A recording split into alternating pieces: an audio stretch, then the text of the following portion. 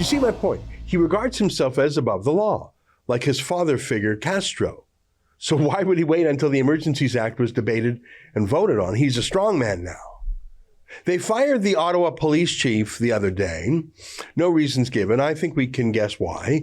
He wasn't prepared to get violent against peaceful protesters. So they found a cop dirty enough to do whatever Trudeau tells him to do. It's not too hard.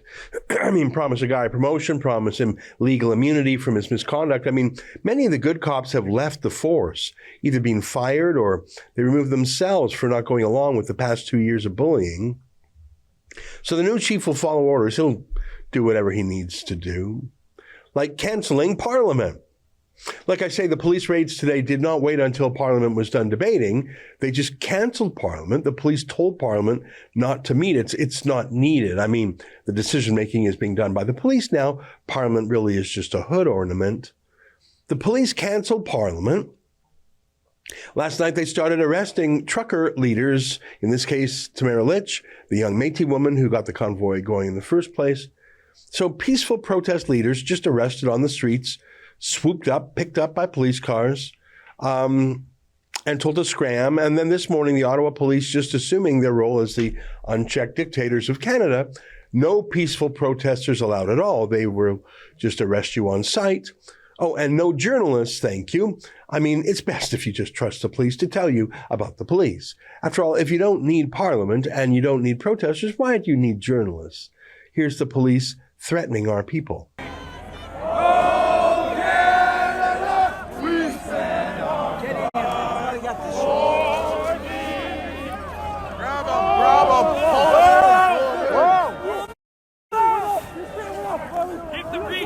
Keep the peace!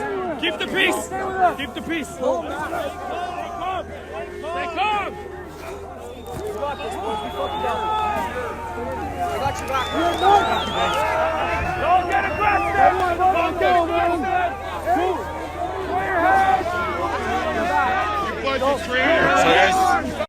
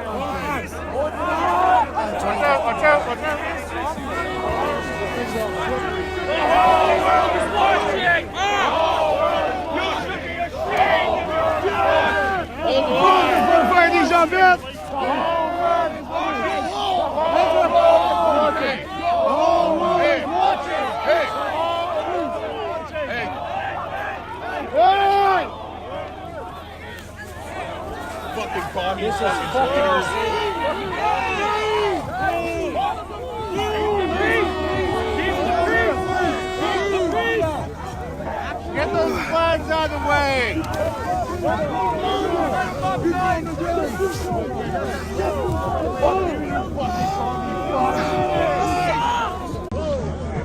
Guys, I gotta get out of here. Thank you, bro. You can tell who's aggressive, who's the one that's aggressive. You have no jurisdiction here in Ontario.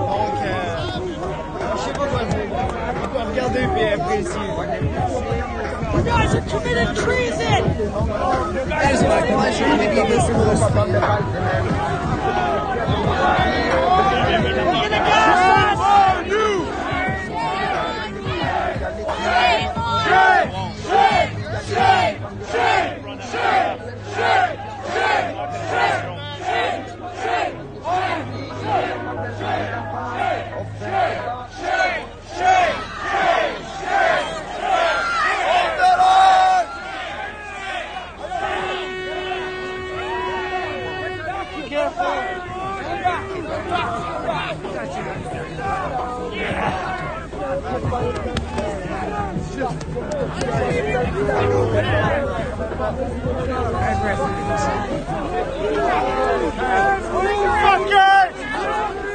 Thank you, brother. Appreciate you, man. I'll reach out to you. Thank you, guys. Please, bro. Thank you so much. This guy just pulled me out of there. Thank you. cdtv.ftl on Instagram. I love this dude. Thank you, He's doing man. the damn work for all of us. Thanks for looking out for me. I love you, brother.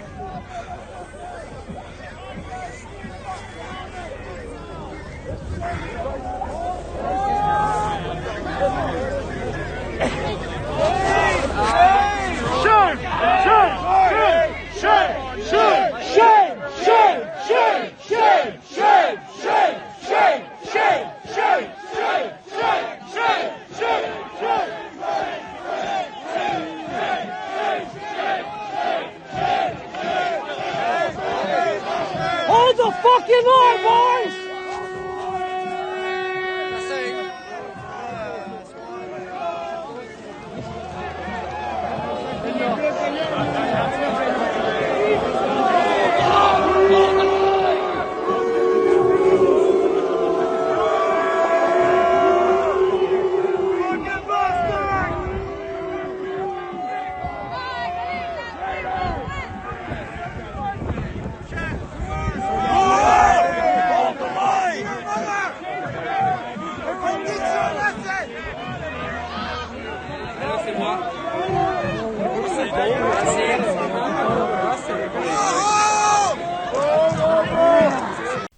So like I said yesterday, Trudeau's hatchet man is the dirtiest cop in Canada. My story today was going to be a premonition about what Bill Blair would do, but it happened before I could finish telling you the story. I'll just give you just a little taste of it. It made international news, Bill Blair. Let me read a bit. Toronto Police pay $16.5 million to protesters wrongfully held at 2010 G20 summit. This article is a few years old. Let me read it to you. Claimants to receive up to $24,700 in historic settlement. Police encircled 1,100 people and carried out mass arrests. Well, that sounds familiar. Let me read some of it. About 1,100 protesters who were wrongfully detained at the 2010 G20 summit in Toronto will receive compensation from the city's police force after a historic $16.5 million settlement in a class action lawsuit. Under the settlement, which was announced late on Monday, each claimant will receive between $5,000 and $24,700, depending on the nature of their detention. They will also have their G20 protest-related records expunged.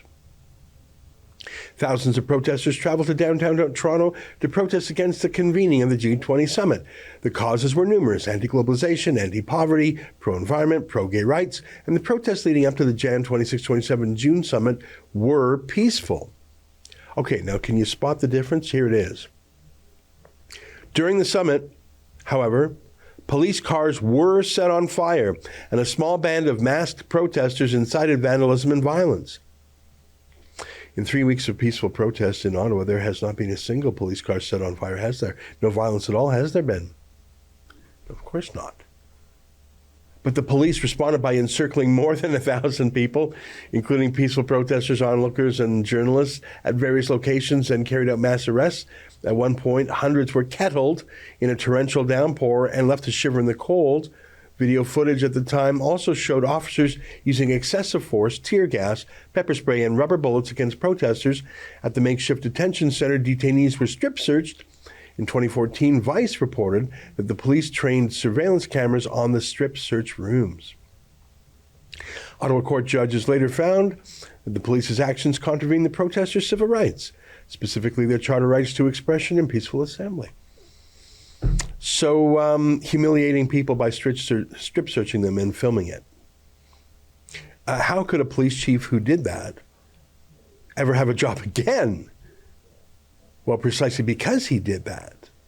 Because a tyrant can count on such a man to do whatever needs to be done to crush Trudeau's opponents without any compunction, without any regard to the law or conscience or ethics or morality. Being a corrupt, dirty cop is exactly why Bill Blair was chosen by Trudeau to handle the truckers. The dirtier, the more corrupt, the better. So they're doing the same thing. Here's one of the convoy leaders, Ben Dichter. He said, breaking Ottawa police are boxing in protesters and executing mass arrests, once again escalating the situation and not allowing people to leave in peace. Why are you always escalating? Of course they are. They're going from truck to truck with heavy weapons, training violence on Men, women, and children, threatening them with guns, and the media are pushed back, and really is straight out of a police state. These are technically police forces, but they have military-style uniforms, military-style weapons, armored vehicles, and what Trudeau would call assault rifles. To be used against whom, by the way? That's an excerpt from my daily show, the Ezra Levant Show. Every day I do a monologue on the news of the day, then I interview an interesting guest, and then I read my hate mail. You gotta subscribe. Go to rebelnews.com.